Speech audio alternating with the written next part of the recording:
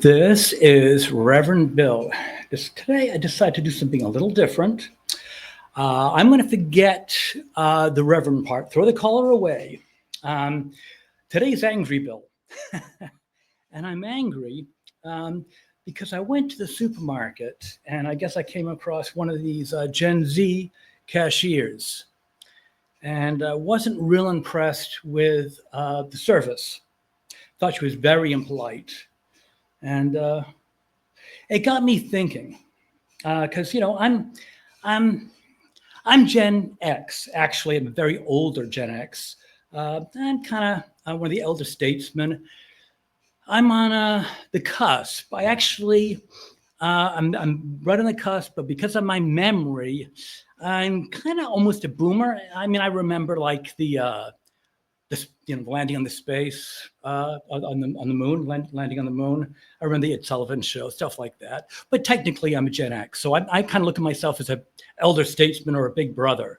So I'm going to actually speak for Generation X. I'm going to speak for us, if you guys don't mind, because we're not all here. So if you guys don't mind, I'd like to speak for our generation because I think I should. I want all my Generation X guys to come over here, surround me. I'm going to speak for us. And what I'm saying does not concern you. Uh, I wish I could get my little speech here and plug your name in and all your accomplishments so that you could speak for it too. But I can't. I can only speak for me. But I'm more speaking for all of us. And that is, what do you think you are? You're teenagers. We are the quiet generation, okay? You hear about the baby boomers that just can't get enough about talking about themselves, okay? Oh, they're responsible for everything. They've created everything. They did everything.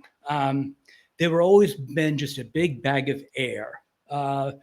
We put up with them, okay? The thing is, when they moved on to talk about how wonderful they were and to go into politics, and to ruin those, Joe Biden, we quietly went around to take care of the world.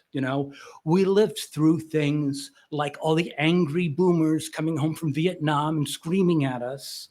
We dealt with Watergate and all the corrupt politics from the previous generation. We dealt with all the Chernobyl fallout. Okay. Gee, are we going to all grow tails because the previous generation were not responsible? We didn't say anything. Okay. When the blizzard came, which, by the way, the older generation did know about, but they blew it the previous week by miscalculating the snow. So when they saw the blizzard coming, they didn't want to look foolish again. So they didn't call it. And that's the truth. You can look it up. So we got hammered and they had to call school. Halfway through, I had to get out of school in sneakers. I had to walk 3 miles in the middle of a blizzard because they didn't feel like being responsible and calling a blizzard. We missed 2 weeks of school and I think a third week of February vacation, if I'm not mistaken on that. Great going, guys. Brilliant. We went through the 9/11 problem, okay? Iran war, Afghanistan war. Atlanta shootings. Wow. Remember those? Not to mention the Tylenol. We had to go through those, wondering if we were going to get some poison in our medicine. And the Seattle shootings, where we were wondering, gee, are we going to go to the hardware store and get shot just for like a living? It's ridiculous, guys. What makes you think you can be rude to us? We have gone through school. We've either gone through college or a trade school. We have gotten married. We have raised children. We've probably gotten a mortgage. We've gotten a house, right? We've probably gotten grandchildren. We've raised those. Some of us have retired. I have gotten this whole studio that I've paid out of my whole pocket, okay, to come here, to sit down and try to every day come up with ways to do some good in the world, to save some souls, okay, on my dime, so that I can do some good in the world. And I can go to the supermarket and buy some groceries and get a smile. When I was younger, I worked in a grocery store called Angelo's. Okay, it was in Massachusetts. I bagged groceries. And if I didn't greet everyone with a smile, okay, and talk to them. If I didn't have my shirt tucked in the right way, or my tie not proper, or my name badge right, I was sent home.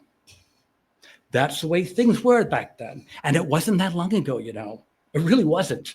My favorite car was a Trans Am, a Camaro. See, like now. So the bottom line is, when you see a person, treat them with respect and a smile. When I wished you a good day and said, God bless, that's what I did to you. You haven't done much. What have you done? Have you graduated high school yet? People deserve respect. People deserve to feel like they're worth something, because we are. That's it. That's all I got to say. We are all people. We have all been through something, and we all deserve courtesy. Now, Generation X is probably the only generation that has never really cried or whined. I don't remember us ever complaining about what gender we were. I remember us working hard. I don't remember any problems like this. That's why you don't hear from us that much. Okay, I'm done. Angry Bill is now going to sign off. But just remember, everyone deserves respect.